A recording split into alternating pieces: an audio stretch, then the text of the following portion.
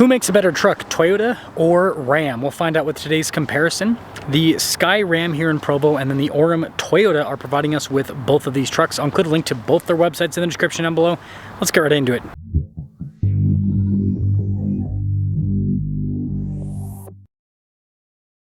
This week's giveaway highlight is a 57 Chevy Resto model with over 600 horsepower. If you happen to be interested, use code BHC or click the link in the description down below or in the pinned comment. Any donation, $25 or more, will give you 4x bonus entries into this giveaway.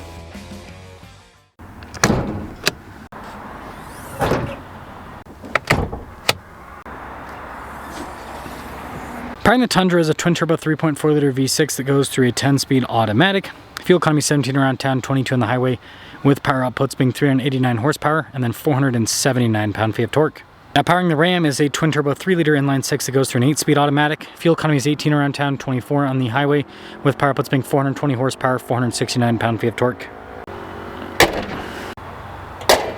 If you want to help make these comparisons possible, make sure you subscribe. It's completely free. Now both of these are yuppie trucks, I suppose, because both of them have fog lights and no tow hooks, of course. But yeah, the Tundra has kind of more of a luxe look, whereas the Ram with this sport package is, well, sporty. You've got hood vents and kind of like a darker coloration on the grille. 265 by 60 by 20 for the Tundra tire and wheel setup, with the Ram 275 by 55 by 20, so a little bit of a difference in size, but also very similar overall. Now you note that the Ram has these nice body painted fender flares. The Tundra has these fender flares that are contrast with the metallic gray.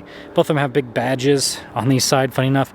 And then notice the Ram mirror cap contrast, whereas the Tundra matches the paint. Now both the Ram and the Tundra are coil sprung in the front and the rear, solid axles in both of them in the back. Now here's a side profile of the Tundra. It's got a little bit of rake, but it's relatively level front to rear. And then here is the Ram, similar situation where it's relatively level front to rear with just a little bit of rake.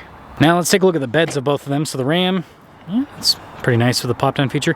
There's not a lot happening in the bed. With this one, you can get a bed utility package that adds a lot, but this one obviously does not have it. The tailgate itself, you just lift it up. It's not power up. Now the Tundra, on the other hand, is fancy pants with its power up and down tailgate. Composite bed, we do have LED lights here in the bed. There's also an outlet there on that side. No bed liner, but just composite stuff. But yeah, you just nudge this a little bit and it'll raise up. Now it's kind of interesting, even though this is a more loaded up Ram, you still have like the baseline tail lights with it. But yeah, dual outlet exhaust tips. You also have nice body painted bumper, parking sensors in the rear. And then you know with the Tundra, you have the taillights that all the Tundras have. It's just standardized across the lineup.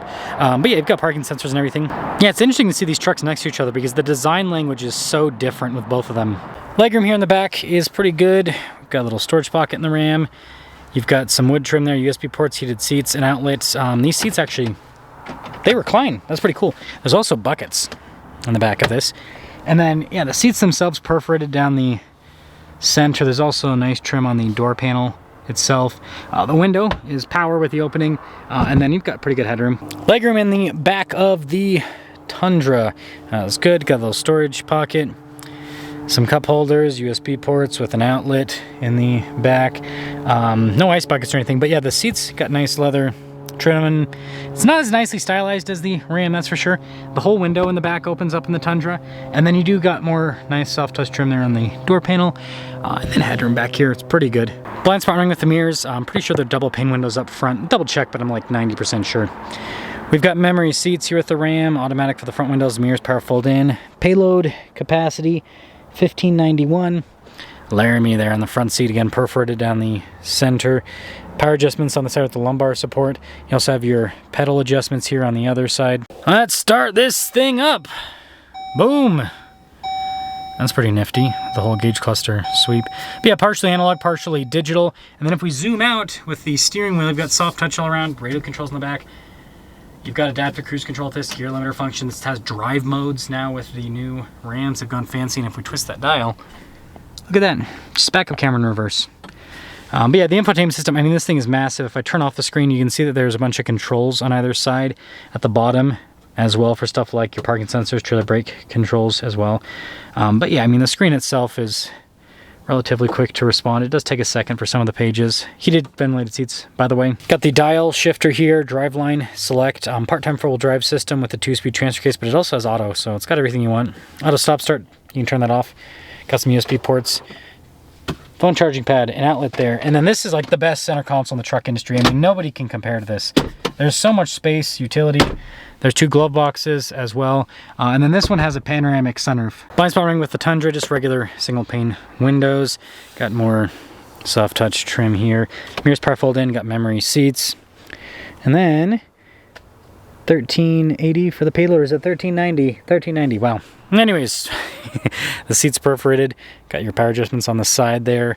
Heated steering wheel function. And let's start up that Tundra. Boom! Look at that, full digital, just, well, similar to the Ram, but also the Ram has some analog, so different in a way. But the steering wheel, not as fancy looking as the Rams, but it's practical. It's got adaptive cruise control and everything. What is cooler than the Ram is this 360 camera. So that's a nice feature. They should make that standard on the high packages with the Ram. Yep, I said it, Ram. Anyways, the infotainment system, I mean, it's similar in terms of like response time and everything. Maybe it's a little bit quicker, but not much. Heated ventilated seat controls, and you notice everything's very plastic in here versus the Ram kind of has more of a luxe interior feel. Got the shifter with this as well. And this just has a part-time four-wheel drive system, no auto at all. Got drive modes and everything, no off-road stuff with this one. Good storage inside. Do have this cool little window. There's a phone charging pad there, so both of them have just one pad. No double glove box, just single.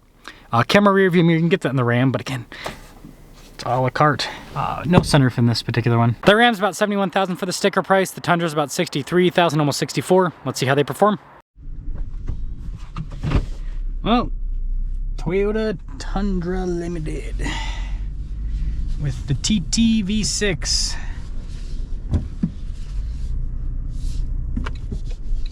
See if the engine makes it to the end of the review. I had to make the joke. You know what I think's funny though is, like, I review new cars, so like sometimes I'll get new car, and even like the brand new car will have some funkiness about it. I have never had a single problem with any Tundra. I've never had any glitches with any of the systems. I've never had the engine make any weird noises. Even like Tundras that are on the dealer lot with zero gas in them, right? Where the engine's really gonna have to work. Nothing. Not saying there's not problems, but like, just saying they haven't appeared to me at all. They're hiding from me. But yeah, the coil suspension on the back end, it's a nice setup. Really what that does, because you still have a solid axle in the back, so the solid axle is still gonna wiggle side to side. The independent suspension up front's obviously not, but with those coil springs, it's gonna move a little bit more freely. It's not gonna be as stiff. So you still get the movement, but you get more comfortable movement. And then if you take the vehicle off-road, yeah, that equals more flex, more articulation, tires touching the ground. What you're wanting, what you're looking for. Yeah, this is smooth.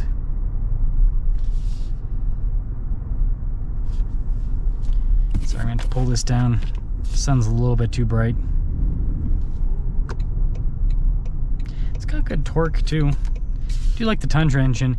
If you drive any of these new Toyotas like you drive a diesel, where you just focus on the torque, just ride the torque, quite nice. Quite nice with the power delivery and everything. Man, there is so much traffic. Seems like, you know, I'll leave an area of Utah for a while for, like, I won't go do reviews for a while, and then I come back, and every single time it seems like there's more traffic than there was before. It's like there's people just coming out of nowhere.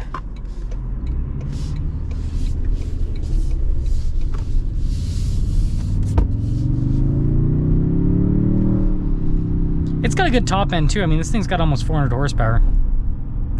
So it can still pull, which is nice. You get that like low end kind of diesel-like torque feel, but then you also have a top end that means that you got passing power on the highway.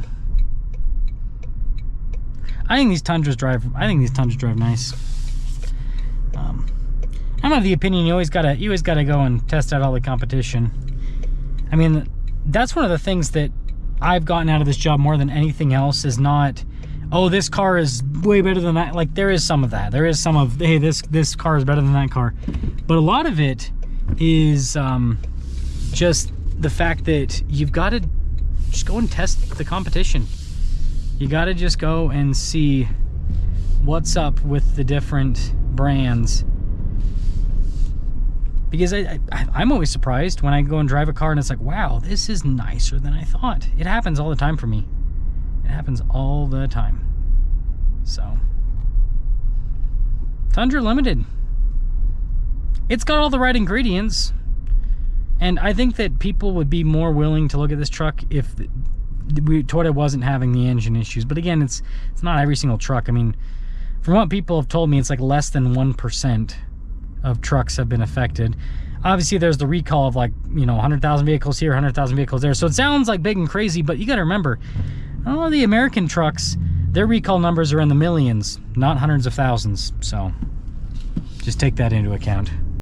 Ram back to back with Toyota. Let's see. Yeah, double pane windows. Or should we say Toyota?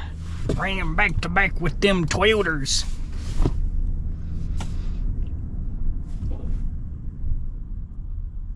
Yeah, so it's nice they got double pane. I mean, this is an insulated interior. I just did a comparison with the Tundra versus the F-150 right before this, and now we're doing Ram versus the Tundra. Yeah, this is the quietest interior out of the bunch. The reason why I have the screen off, by the way, is it's got the white theme on it, so it's very bright in your face.